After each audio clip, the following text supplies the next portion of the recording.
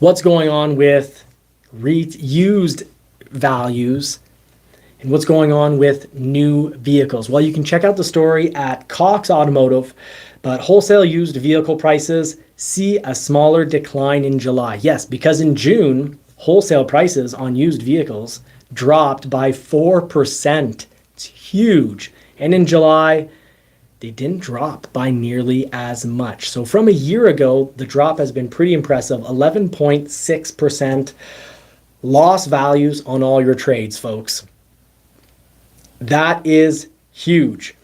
So, and it's not because the market is crashing and horrible. The used market is still pretty darn good, because a year ago, on average, based on historic norms, used vehicles were up roughly 40%. They're worth roughly 40% than they should be worth.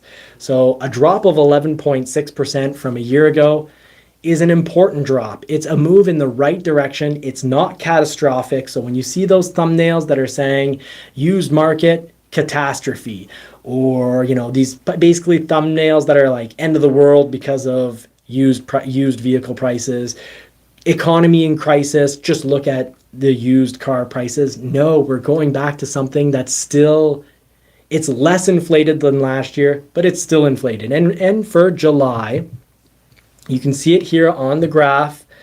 You can see, used prices back in 1997, moving up to 21, 2005, a little dip, of course, in 2008. What's that dip? Well, that's the major recession, the huge economic problems based on the housing bubble. Then you got the peak starting, things started to move back up January 2011 to 2017. Impressive. From 2011 to 2017, prices were relatively stable. A drop in 2020 or end 2019, early 2020, and then prices, people were worried about what was going to go on, economy closing, people being forced to stay at home, and then people losing jobs. New vehicles production, much, much, much lower production of new vehicles, which meant less trade-ins.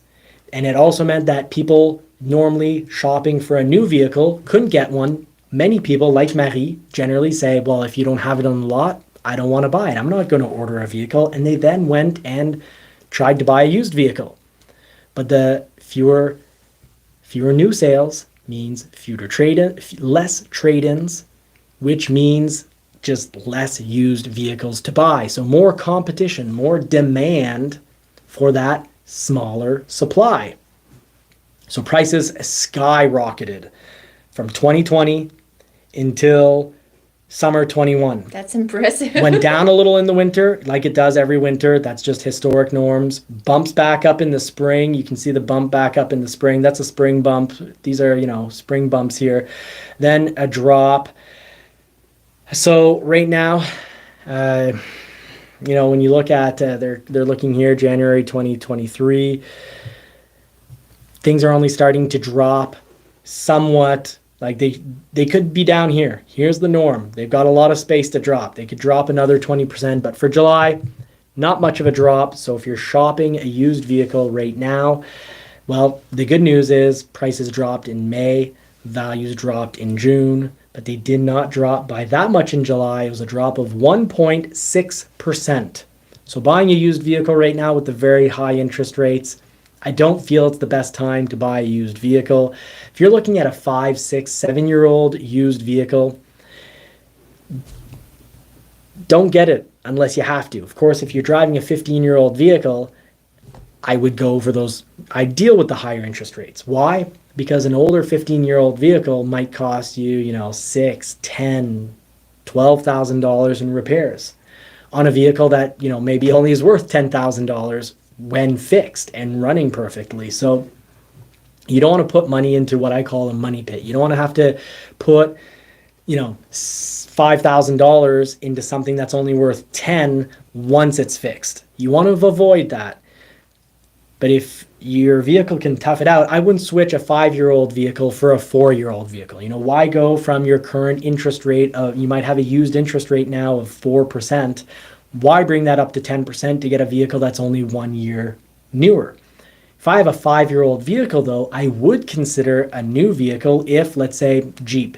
Jeep, if you're getting 15, 20% rebate at Jeep, well, that means they're offering you the rebate. That's the internet rebate. Jeeps need to have 10, 15, $20,000 in rebates on them like they always have, especially with their huge major price increases. But you should only get a Jeep or a Dodge if you've got a great rebate on it. Right now at Ford, you're looking at a pretty darn good interest rate and a bit of rebates on certain models like the F-150, like an F-150 XLT EcoBoost. You can get $3,750 of rebates and actually a pretty decent interest rate.